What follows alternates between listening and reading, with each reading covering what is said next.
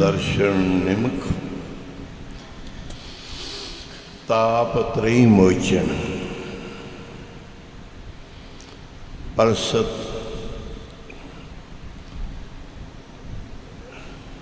पढ़ो दर्शन निमक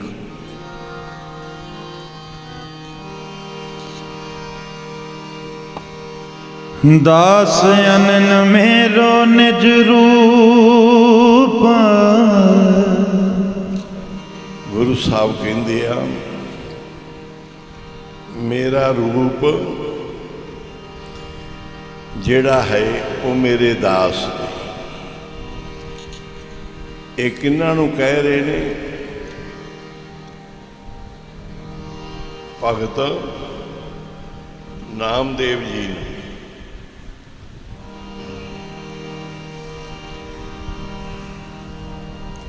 नामदेव कहता महाराज आप जी का जिहड़ा असली रूप है वो मैनू दसो, मैं किहड़ा रूप तुहाडा मन्ना? एक रूप तुहाडा पत्थर चो प्रगट हो के दुध पी के गया है, एक रूप तुहाडा मेरी छपरी बना के गया है, एक रूप तुहाडा है जिहड़ा देहोरा घुम गया है।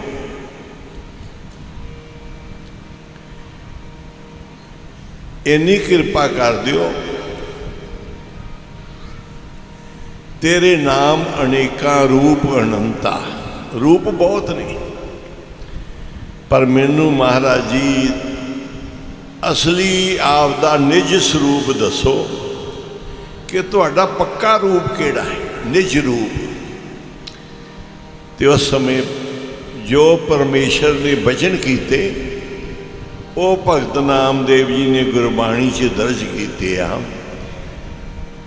परमात्मा वालों हुक्म होया नामदेव दास अनिन्न मेरो निज रूप। जेड़ा मेरा अनिन्न सेवक है मेरा नेड़े दा मेरा दास है। जे सही पुछे दा नामदेव ओही मेरा रूप है।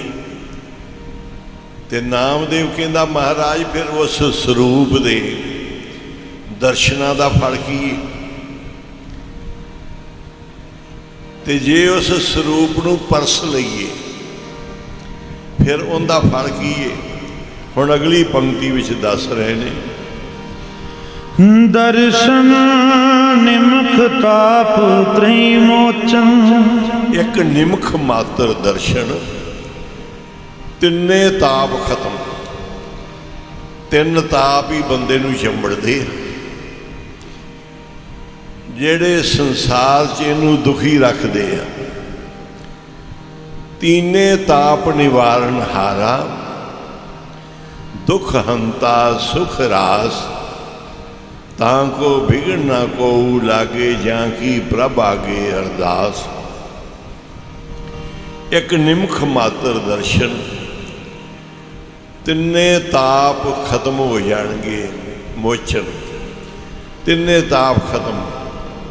परसत मुक्त करत गृह कूप। जे परसना कर लो फिर मुक्त सारे संसार तो। ये संसार ग्रहण जेड़ा है उन्हां दी परस हो जावे तो संसार तो मुक्त हो जाता है बंदा। उन्हां विच महाराज भी किन्नी कु शक्ति तुहाडे तो भी वड्डे आ, तुहाडे तो वध पावर है। तुहाडे सेवक विच तुहाडे दास विच तुहाडे तो वध पावर है। कहंदे हाँ मेरे तो भी वध पावर है मेरे भगत विच। सुनो मेरी बांधी भगत छड़ावे। मेरी बांधी हुई भगत छड़ा सकता है। इन्नी उहदे च पावर है कि मेरी बांधी होई नूं मेरा भगत छुड़ा सकदा है। भाव के संसार की सारी मर्यादा परमेश्वर ने बन्नी है, सारा संसार रब ने बन्निया होया है। ये जीव अनेकों तरह बन्निया होया है। कहते जेड़ी मेरी बांधी हुई ने उन्होंने इन्नी पावर है कि मेरा भगत छुड़ा सकता है, पर भगत दी पावर मेरे तो वध है। बांधे भगत न छूटे मोहे। मैं कितना मर्जी जोर ला लवां, भगत दा बन्निया होया मैं तोड़ नहीं सकता, भगत दा बन्निया होया मैं छुड़ा नहीं सकता, पर मेरे बन्ने हुए मेरे भगत छुड़ा सकते ने। मेरे तो वध पावर रखते ने मेरे भगत। एक समय मोको गह बांधे तो फुन मुँह पे जवाब न हो। कहते एक समय मैनू मेरे भगत ने बन लिया सी, पर मैं जवाब नहीं दे सकिया सी। कहते अज हूँ बल के द्वार खरो। बल राजे ने कहा सी तू किथे जान लगा है, हुण खड़ मेरे दरवाजे ते। अजे तक वो खड़ा होया है, बल राजे दे दरवाजे ते अजे तक खड़ा होया है। एक समय मैनू बन लिया सी महापुरुषां ने, साधु ने, मैं जवाब नहीं दे सकिया। मैं गुण बंद सगल की जीवन, मेरी जीवन मेरे दा। मैं गुण बंद हाँ, गुणा दा खजाना। सारे गुण ने, सारे संसार नूं मैं जीना दे रहा। सारा संसार मेरे करके जींदा है। पर जे नामदेव तू सही पूछे कि भगवान तुसी किवें जींदे हो, संसार तुहाडे आसरे जींदा, तुसी किंदे आसरे जींदे हो। कहंदे मैं गुण बंद सगल की जीवन। जे नामदेव जे तू पूछे तो मेरी जीवन मेरे दास। मैं अपने दासां दे वल वेख के जींदा हाँ। मैं दासां दे करके ही हाँ संसार च। मैं भगता करके ही संसार च फिरदा। मेरा कोई होर मतलब नहीं, सिर्फ मैं अपने दासां करके। इन्नी वड्डी पदवी दास दी है। कोई संत बने, कोई बड़ा ब्रह्म ज्ञानी बने, कोई राजा महाराजा बने, कोई प्रधान बने, कोई महंत बने, कोई भी बने, पुजारी बने, बड़े बड़े अहुदेदार मनुख बनने की इच्छा रखते हैं। पर कहते तू एक ही इच्छा रख कि मैं दास बनना है, मैं सब का दास बनना है। मैं गुरु का दास हाँ, गुरु के दासां का दास हाँ। मेरी जीवन मेरे दास अगे। नामदेव जाके जी ऐसी, तैसो ताके प्रेम परगास। जिन्हां दे चित्त विच ऐसी है उन्हां दे उवें ही प्रकाश हुंदा है। एक निमख दर्शन तिन्ने तापां नूं खत्म करने वाली, एक पलक सुख साध समागम, कोट बेकुंठे पाए। कहंदे जी साध समागम का फल की है? साध समागम का फल की है? पढ़ियो पहली पंक्ति ऊपरली। हर जन राम राम राम ते आए। हरि दा जन ते आउंदा किनू है? ਰਾਮ ਰਾਮ ਰਾਮ ਨੂੰ ਧਿਆਉਂਦਾ ਹੈ।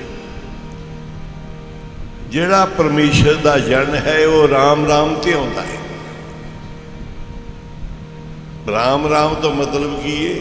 ਚਾਹੇ ਵਾਹਿਗੁਰੂ, ਚਾਹੇ ਕੋਈ ਵੀ ਪਰਮੇਸ਼ਰ ਦਾ ਨਾਮ, ਇਹ ਇਕੱਲੇ ਰਾਮ ਰਾਮ ਦੇ ਉੱਤੇ ਨਹੀਂ, ਰਾਮ ਦਾ ਨਾਮ ਭਾਵ ਕਿ ਪਰਮਾਤਮਾ ਦਾ ਨਾਮ, ਪਰਮੇਸ਼ਰ ਦਾ ਆਪਾਂ ਵਾਹਿਗੁਰੂ ਕਰਕੇ ਜਪਦੇ ਹਾਂ। ਕੋਈ ਮੁਸਲਮਾਨ, ਕੋਈ ਹੋਰ ਕਿਸੇ ਮਜ਼ਹਬ ਧਰਮ ਦਾ ਜਪਦਾ ਹੈ। ਹਰੀ ਦਾ ਜਨ ਰਾਮ ਰਾਮ ਧਿਆਉਂਦਾ ਹੈ। ਅੱਗੇ ਏਕ ਪਲਕ ਸੁਖ ਸਾਧ ਸਮਾਗਮ, ਕੋਟ ਬੈਕੁੰਠ ਹੈ ਪਾਏ। ਜੇ ਤੂੰ ਪੁੱਛੇ ਕਿ ਸਾਧ ਸਮਾਗਮ ਦਾ ਫਲ ਕੀ ਹੈ, ਫਲ ਕਿ ਜਿਹਨੇ ਇੱਕ ਪਲਕ ਆਣ ਕੇ ਸਾਧ ਸਮਾਗਮ ਦੇ ਦਰਸ਼ਨ ਕਰ ਲਿਆ ਨਾ, ਉਹਦਾ ਫਲ ਕਰੋੜਾਂ ਹੀ ਬੇਕੁੰਠ, ਕਰੋੜਾਂ ਸਵਰਗ ਨੇ ਜਿਹੜੇ ਇੱਕ ਵਾਰੀ ਸਾਧ ਸਮਾਗਮ ਨੂੰ ਤੱਕ ਲੈਂਦੇ ਆ,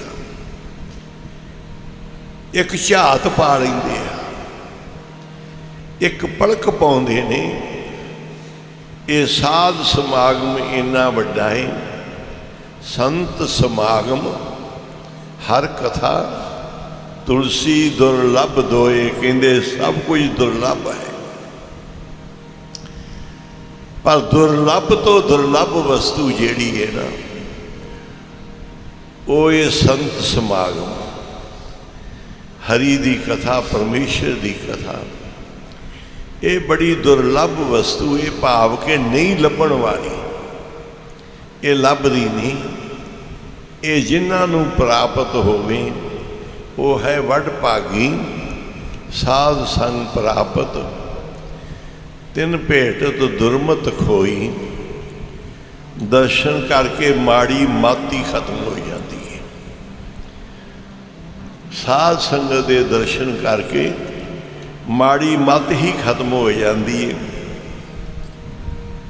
ਤੇ ਭਾਗਾਂ ਵਾਲੀ ਸੰਗਤ ਹੈ ਜਿਹੜੇ ਸ਼ਾਮਾਂ ਤੋਂ ਲੈ ਕੇ ਦੀਵਾਨ ਵਿੱਚ ਜੁੜੇ ਆ। ਇਹ ਤੁਹਾਡੇ ਵਾਸਤੇ ਬਹੁਤ ਵੱਡਾ ਖਜ਼ਾਨਾ ਹੈ, ਇਹਨੂੰ ਇਕੱਠਾ ਕਰ ਲਓ। ਇਹਦੀ ਕੀਮਤ ਬਹੁਤ ਜ਼ਿਆਦਾ ਹੈ। ਇਹ ਮਹਾਂਪੁਰਸ਼ਾਂ ਨੇ